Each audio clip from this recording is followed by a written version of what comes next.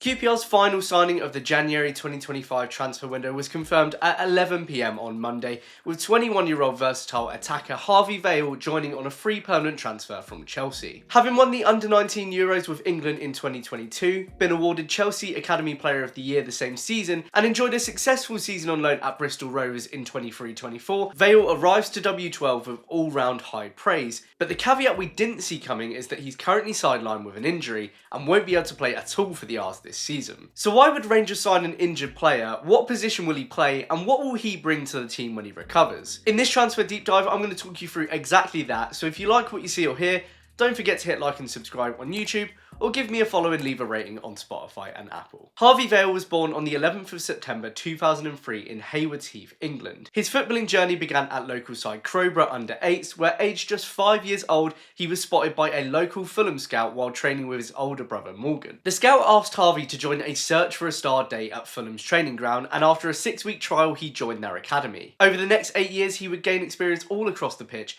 initially as a left back, one time as a goalkeeper, before eventually settling as a midfielder. In 2016 he would go on to join the second London club of his career, signing for Chelsea's academy as an under-13. The same year he would make his first appearance for England under-15s against the Netherlands, and he's remained in the South all the way up to the under-20s, making a total of 31 appearances between the age groups. Vale steadily progressed, making 9 appearances across midfield for Chelsea's under-18s while still a schoolboy in the 2019-20 season, before putting pen to paper on his first professional deal in September 2020. By the end of 2021, he was featuring regularly for the under-21s. The following 21-22 season was when things really started to get going. He featured 3 times from the bench under Thomas Tuchel in FA Cup wins against Chesterfield, Luton and Borough, and in December he would also be given his first senior start in Chelsea's 2-0 Carabao Cup quarter-final win over Brentford. Between 22 appearances in Premier League 2, he would also be on the bench 4 times during their Champions League campaign. At the end of that season, he would be awarded Chelsea Academy Player of the Year, which, when considering the list of recent winners and the vast armada of young players they stockpile, is high praise indeed. It went far beyond domestic success for Vale that season too, not only qualifying for the Under-19 Euros with England amongst his Chelsea duties, but going on to captain and win the tournament in the summer of 2022. He played left mid in 4 out of 5 matches, getting an assist in England's 3-1 extra time final win over Israel Under-19s. In September 2022, having signed a new 3-year contract with Chelsea, 19-year-old Vale was sent out on a season-long loan for the first time to Hull City in the Championship. His City debut followed 3 weeks later in a 3-0 loss away at Swansea, but he would be used sparingly for the remainder of 2022, not making another appearance until late December as a late substitute in a 1-1 draw against Sunderland. After his third and what turned out to be final appearance in January, 61 minutes in a 2-0 loss against Fulham in the FA Cup, the Tigers decided to reshuffle their selection of loan players, and Vale's loan was subsequently terminated. He had a much better experience on loan last season though, joining Joey Barton and eventually Matt Taylor's Bristol Rovers for a full season in League One, where he made a considerably higher 47 appearances for the club between the league, the EFL Trophy and the FA Cup. He received his first minutes as a left winger for Rovers on the opening day of the season, 25 minutes from the bench in a 2-1 win at Charlton, and 2 games later he would score his first ever senior goal in a late sub appearance during a 2-1 home loss to Wycombe Wanderers. A few games later he would cement his place in the Pirates starting lineup for the rest of the season, but despite joining as an attacking signing, a large portion of his minutes for the rest of the season would be spent at left wing back, a position that he shone in. After just 2 games in that role, Joey Barton likened him to a young Ashley Cole, praising his high football IQ, great passing range and attitude. It shouldn't have come as a total surprise. In an interview with Sussex World 3 years ago, his mum explained that from a very young age when Harvey first started playing football, he was always played in many different positions and never pigeonholed. That rings true for his international experiences too, where he's been praised for his versatility. His new home in Bristol Rovers defence didn't stifle his creativity, adding a further 2 goals and 6 assists as the side finished 15th. Of course, as it tends to go for the vast majority of Chelsea's youth, a successful season on loan, one in which he'd played the second highest minutes of any Chelsea loanee behind only Lukaku at Roma, meant very little to his parent club. New manager Enzo Maresca decided that he was one of 13 senior players to be told to train away from the first team and seek a move away from the club. Bizarrely, that meant that Vale was close to completing a move to Al Ettifaq in the Saudi Pro League last summer, but the move fell apart at the end of the window, and he's spent his time since playing in Premier League 2 once again. And that, of course, paved the way for his move to QPR in the January transfer transfer window where he is now joined on a free initial transfer. As you'd expect, Kieran Gill says that there are bonuses based on appearances and an aggressive sell-on clause, while against Christian Nori's wishes, Fabrizio Romano revealed that it is a 3.5-year contract. This one seemed all but tied up a few days before the transfer window closed, but it wasn't unveiled until 11 o'clock on deadline day, and the announcement quickly revealed the likely reason why, saying that the 21-year-old is currently sidelined through injury and won't be able to play this season. Nori added more colour to this the following day, explaining in his review of our January transfer window that during the club's medical,